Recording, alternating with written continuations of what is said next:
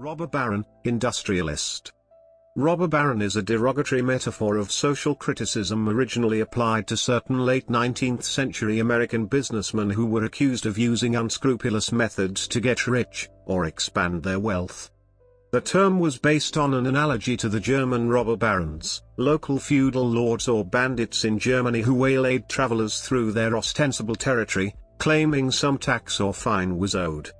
Usage. The term robber baron derives from the Räuber, robber knights, the medieval German lords who charged nominally illegal tolls, unauthorized by the Holy Roman Emperor, on the primitive roads crossing their lands or larger tolls along the Rhine River. The metaphor appeared as early as February 9, 1859, when the New York Times used it to characterize the business practices of Cornelius Vanderbilt. Historian T.J. Stiles says the metaphor conjures up visions of titanic monopolists who crushed competitors, rigged markets, and corrupted government. In their greed and power, legend has it, they held sway over a helpless democracy. The first such usage was against Vanderbilt, for taking money from high-priced, government-subsidized shippers, in order to not compete on their routes. Political cronies had been granted special shipping routes by the state, but told legislators their costs were so high that they needed to charge high prices and still receive extra money from the taxpayers as funding. Vanderbilt's private shipping company began running the same routes, charging a fraction of the price, making a large profit without taxpayer subsidy. The state-funded shippers then began paying Vanderbilt money to not ship on their route. A critic of this tactic drew a political comic depicting Vanderbilt as a feudal robber baron extracting a toll. Charles R. Geist says, in A Darwinist Age, Vanderbilt developed a reputation as a plunderer who took no prisoners.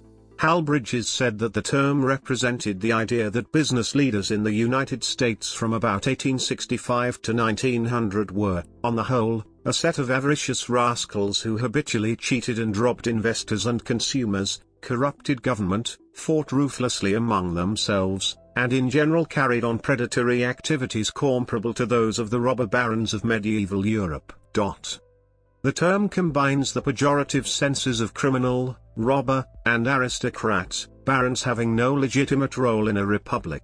Hostile cartoonists might dress the offenders in royal garb to underscore the offense against democracy. Criticism. Historian Richard White argues that the builders of the transcontinental railroads have attracted a great deal of attention, but the interpretations are contradictory, at first very hostile and then very favorable. At first, White says, they were depicted as 1860s 1920s. Historian John Tipple has examined the writings of the 50 most influential analysts who used the robber baron model in the 1865 to 1914 period. He argues 1930s 1970s. American historian Matthew Josephson further popularized the term during the Great Depression in a 1934 book. Josephson alleged that, like the German princes, American big businessmen amassed huge fortunes immorally, unethically, and unjustly. The theme was popular during the 1930s amid public scorn for big business. Historian Steve Fraser says the mood was sharply hostile toward big business. However, contrary opinions by academic historians began to appear as the Depression ended. Business historian Alan Nevins put forth the industrial statesman thesis. Nevins, in his John D. Rockefeller, The Heroic Age of American Enterprise, 2 volumes, 1940, argued that Rockefeller engaged in unethical and illegal business practices, but he also helped to bring order to the industrial chaos of the day. According to Nevins, Gilded Age capitalists, by imposing order and stability on competitive business, made the United States the foremost economy by the 20th century. In 1958, Bridges reported that, the most vehement and persistent controversy in business history has been that waged by the critics and defenders of the robber baron concept of the American businessman.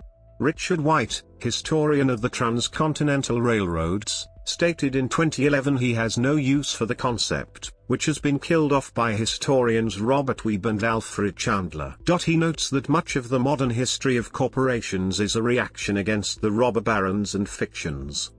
Recent approaches. In the popular culture, the metaphor continues. In 1975, the student body of Stanford University voted to use robber barons as the nickname for their sports teams. However, school administrators disallowed it, saying it was disrespectful to the school's founder, Leland Stanford.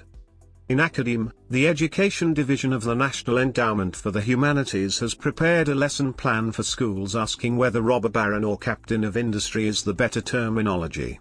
They state, "This debate about the morality of certain business practices has continued in the popular culture, as in the performances in Europe in 2012 by Bruce Springsteen, who sang about bankers as greedy thieves and robber barons. During the Occupy Wall Street protests of 2011, the term was used by Vermont Senator Bernie Sanders in his attacks on Wall Street. The business practices and political power of the billionaires of Silicon Valley has also led to their identification as robber barons." The metaphor has also been used to characterize Russian businessmen allied to Vladimir Putin. List of businessmen labeled as robber barons. The people here are listed in Josephson, Robber Barons, or in the cited source,